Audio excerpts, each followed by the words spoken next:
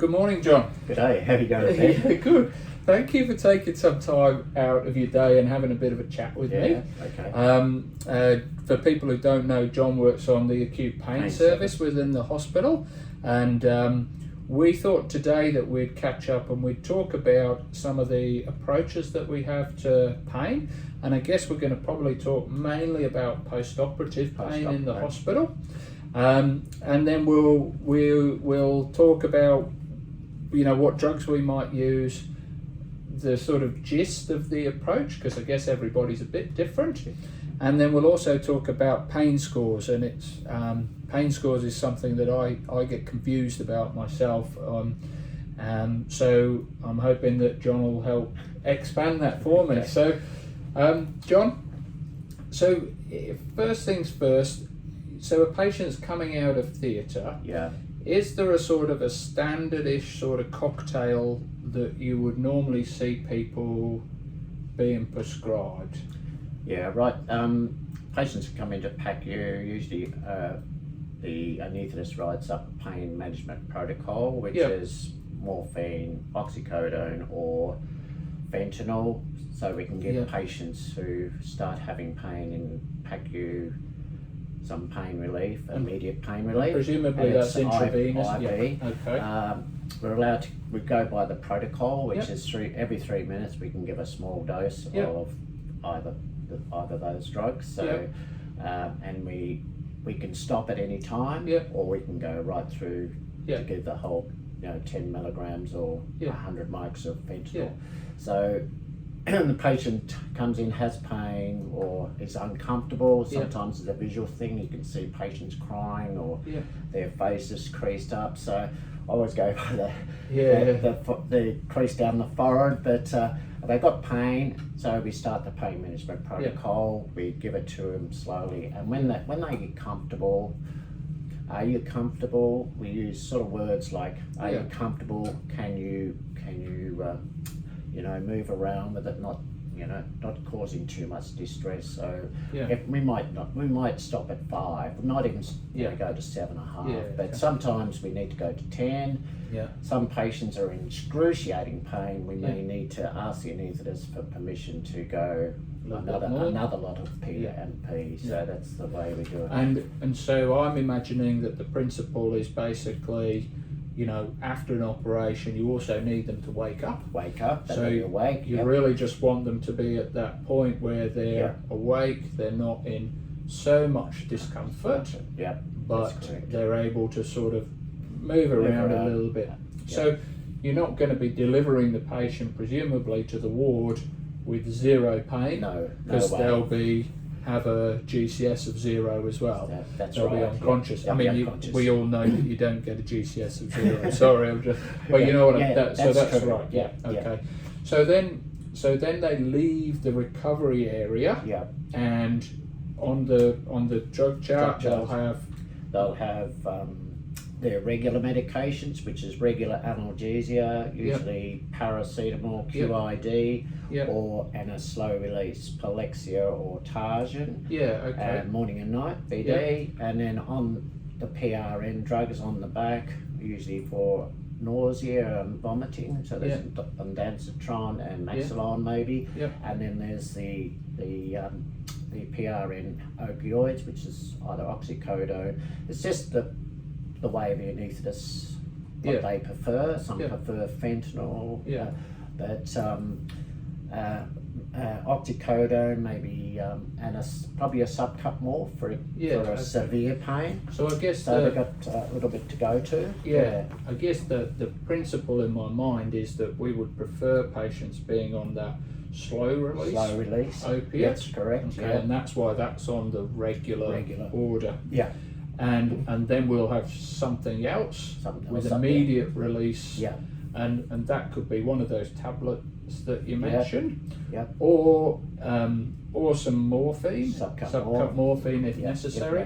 Or the other thing that I've seen people have is the thing with the button. The PCA.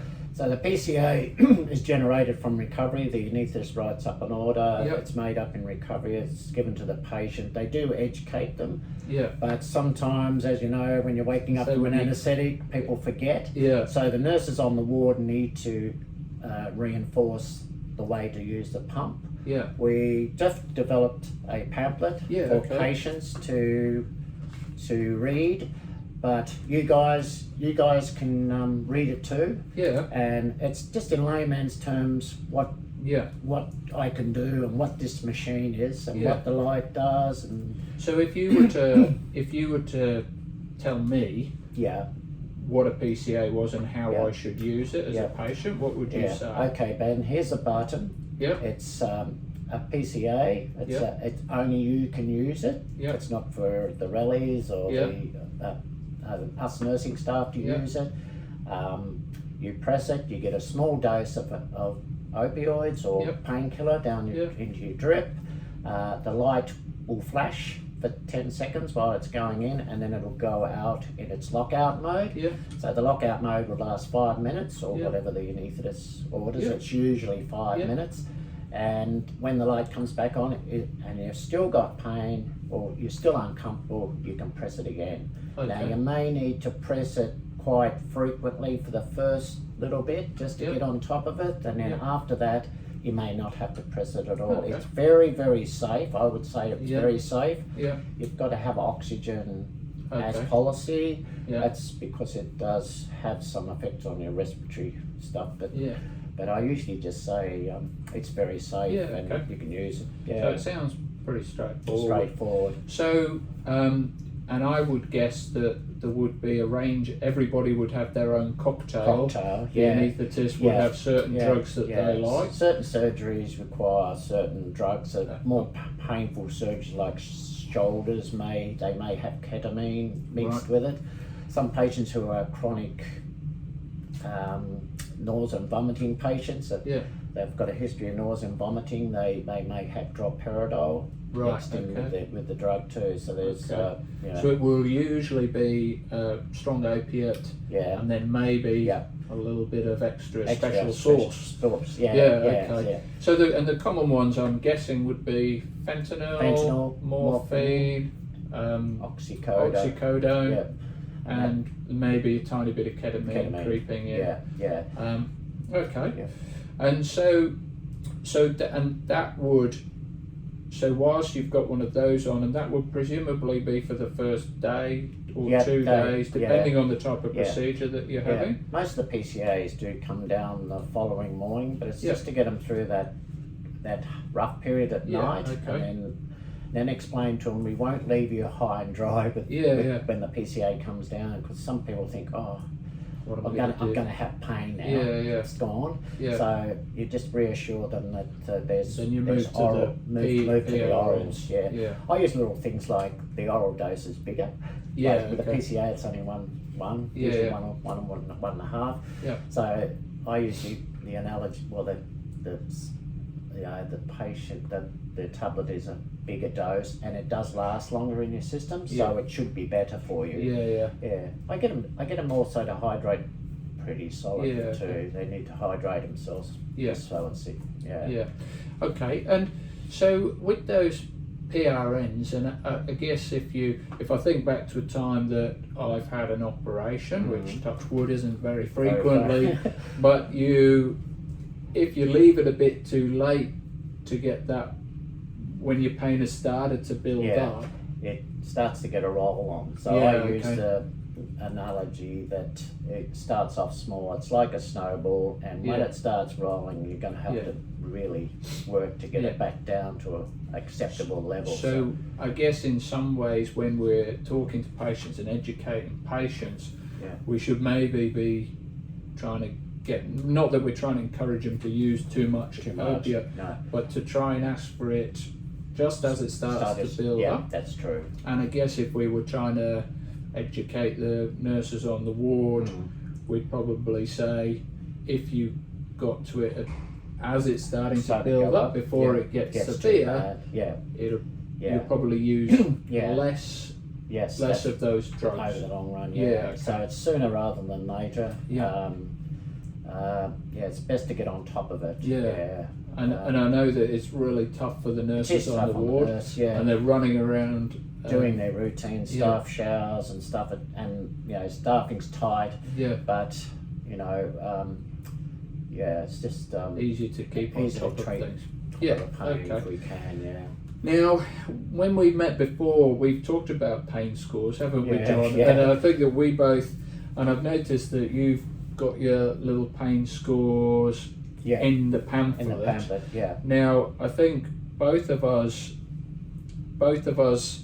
have a similar outlook on pain scores, don't we? Yeah. And in that everybody uses the 1 to 10, okay, and that's a standardisation, and that's good, and it's a way of documenting it. But what you actually do with that information once you've got that information, I think that's the bit that I get confused about. Yeah, and a lot of people do. Especially patients too, and nurses. But so how do you ask that? How do you approach that? We use different words, like, you know, as I put in the pamphlet. Are you comfortable, or is it uncomfortable, or is it not?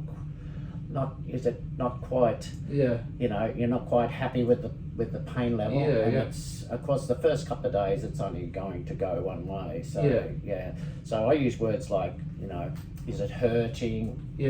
What sort of pain is it? Is it aching, throbbing? Is it a sharp pain?